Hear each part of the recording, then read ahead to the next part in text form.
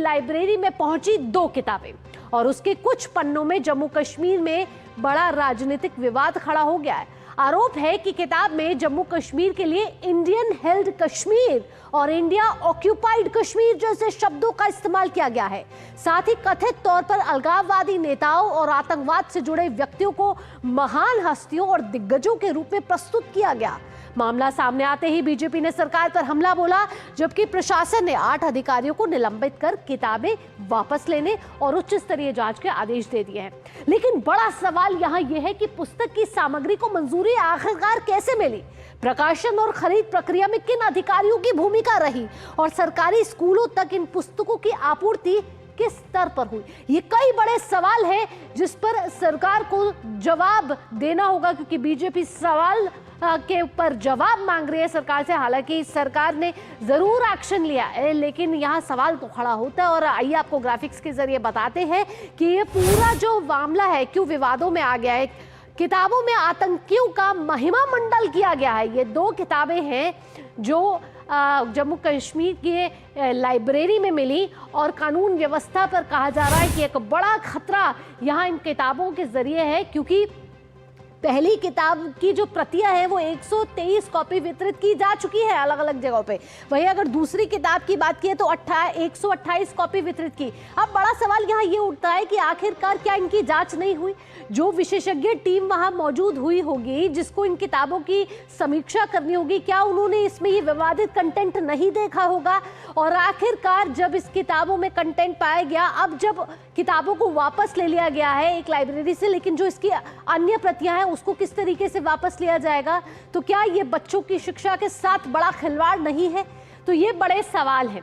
आइए अब अगले ग्राफिक्स से रुक करते हैं और आपको बताते हैं कि पुस्तक में आखिरकार किसका महिमा मंडल किया गया है। मकबूल भट्ट, सैयद अली शाह गिलानी, और आपको बता दें कि ऐसे कई बड़े नाम हैं जो विवादित नाम हैं, जो अलगाववादी और आतंकियों से जुड़े नाम हैं, जिनको इन किताबों में महान विभूतियां बताया गया है, महान व्यक्ति बताया गया है।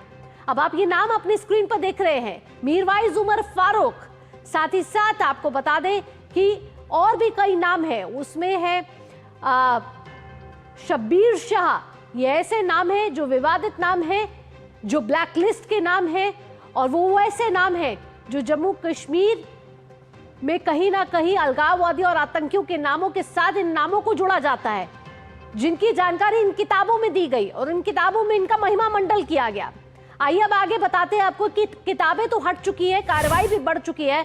अब ये जब किताबें हटी और कार्रवाई बढ़ी है तो किस तरीके से ये कार्रवाई को आगे बढ़ाया जा रहा है। विवादित किताबें स्कूलों से हटा दी गई हैं इस समय, यानी कि जो स्कूलों की लाइब्रेरी में एक किताबें पाई गई थी अब उन्हें हटा दिया गया है उन स्टैक से। अधिकारियों के खिलाफ कार्रवाई भी की गई है। कहा जा रहा है कि 8 अफसरों को यहाँ, बड़े बड़े अधिकारियों को यहाँ हटा दिया गया है। शिक्षा विभाग के 8 अधिकारी निलंबित कर दिए गए हैं।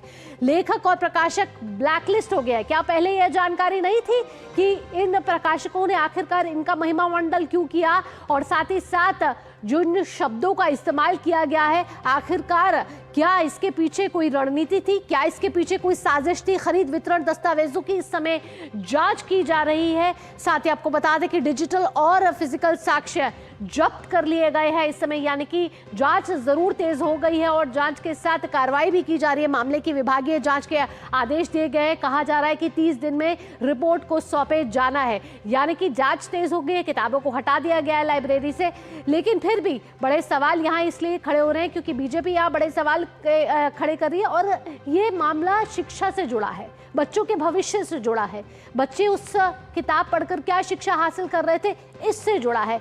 तो अब जब इस पर क्या है कि एक तो बच्चों की शिक्षा से जुड़ा है, लेकिन इस पर सियासी संग्राम भी शुरू हो गया है। और किताब पर इस समय सियासी संग्राम ऐसे शुरू हुआ है कि इस समय जम्मू कश्मीर सरकार जो है वो घिरती हुई नजर आ रही है, क्योंकि कई बड़े सवाल इस समय प्रशासन पर खड़े हो रहे हैं कि आखिरकार ये जो प्रतियां हैं, इतनी सारी, एक नहीं दो नहीं, करीब 100 से ज्यादा प्रतियां जो जा चुकी है, कॉपियां इनकी अलग अलग स्कूलों में है, आखिरकार वो वहां पहुंची कैसे? और जब ये प्रकाशन के तौर पर जब इन्हें प्रकाशित किया जा रहा था तो क्या इन पर नजर नहीं डाली गई? आइए आगे बढ़ते और आपको बताते हैं कि आखिरकार किताब पर जो घमासान मचा है उस पर क्या क्या मुख्य मुद्दे उठकर आ रहे हैं। इस समय जम्मू कश्मीर सरकार बुरी तरीके से घिरती हुई नजर आ रही है। कई बड़े सवाल उन पर उठाए जा रहे हैं। शिक्षा विभाग की भूमिका पर सवाल उठाए जा रहे हैं कि आखिरकार साथ ही साथ मंत्री के इस्तीफे की मांग भी यहाँ की जा रही है। राष्ट्र विरोधी नैरेटिव का यहाँ आरोप लगाया जा रहा है और साथ ही साथ आपको बता दें कि यहाँ पर मामले की निष्पक्ष जांच की भी मांग की जा रही है। नेशनल एजुकेशन पॉलिसी यानी कि एनईपी के अनुरूप सामग्री की अपील यहाँ की जा रही है कि उस शिक्षा नीति को क्यों नहीं अपनाया जा गया और ये पुस्तकें आखिरकार जम्मू कश्मीर के इन स्कूलों की लाइब्रेरी में पहुंची कैसे। यहाँ बीजेपी बड़ा पलटवार करती हुई नजर आ रही है और एक मुद्दा जो है वो मिल गया है और उस पर सियासी संग्राम जो है वो शुरू हो गया है। सुनील शर्मा है नेता प्रतिपक्ष जम्मू कश्मीर के, क्या कुछ कहना है उनका, आइए आपको सुनवाते हैं। मसरत आलम, सईद अली शाह गिलानी, शबीर शाह जैसे को महिमा मंडित किया है। ऐसी बुक को नौजवानों के अंदर डाल के एक जहर भरने का काम शिक्षा विभाग ने किया है। हमें बहुत ज्यादा आपत्ति है इसकी। अनेक प्रकार से जम्मू कश्मीर ने वो जहाज देखा है जिसने कभी यहाँ पे एक्सोडस कराया, जिसने यहाँ पे लैंड जहाज छेड़ा, जिसने यहाँ पे लव जहाज छेड़ा। आज ये शैक्षणिक विध्वंस करके, ये एकेडमिक जहाज छेड़ के पुनः जम्मू कश्मीर को रक्त रंजित करने का एक डिस्कोर्स खड़ा करने की कोशिश की है। तो बीजेपी का साफ तौर पर यहाँ कहना है केवल शैक्षणिक मामला नहीं है, ये एक आपराधिक मामला है। हमारे साथ हमारे संवाददाता अनीस जुड़ गए ज्यादा जानकारी के साथ। अनीस का रुख करते हैं। अनीस, यहाँ मामला सियासी रूप भी ले चुका है लेकिन मामला बच्चों के भविष्य से जुड़ा हुआ भी है। बड़ा सवाल यह है कि आखिरकार ये किताबें प्रकाशित कैसे हुई? कोई तो टीम बैठी होगी जो इसकी जांच कर रही होगी। क्या इसके पीछे कोई सोची समझी चाल नजर आ रही है? जी भावना, देखिए ये जो किताबें हैं ये तकरीबन 463 किताबें शॉर्टलिस्ट हुई है 364 पब्लिशर्स के तरफ से, और इसमें 4 सब कमिटीज बनाई दी गई थी स्टेट एजुकेशन डिपार्टमेंट और यहाँ की सरकार ने, जो इन किताबों को शॉर्टलिस्ट करती थ्रू। और जो ग्रांट आया था समग्र शिक्षा अभियान के तहत, ये किताबें जो थी वो 18,000 सरकारी स्कूलों में जानी थी और उसके अलावा 300 से ज्यादा जो प्रधानमंत्री श्री स्कूल्स हैं उनमें भी ये जानी थी। लेकिन और अभी तक जो ये 2 किताबें हैं जिनमें great personalities of Jammu and Kashmir और legends and personalities of Jammu and Kashmir है, ये ऑलरेडी तकरीबन 250 तक स्कूलों में जम्मू और कश्मीर के बारामूला डिस्ट्रिक्ट्स में पहुंची गई थी। ये लाइब्रेरीज में पहुंचानी थी।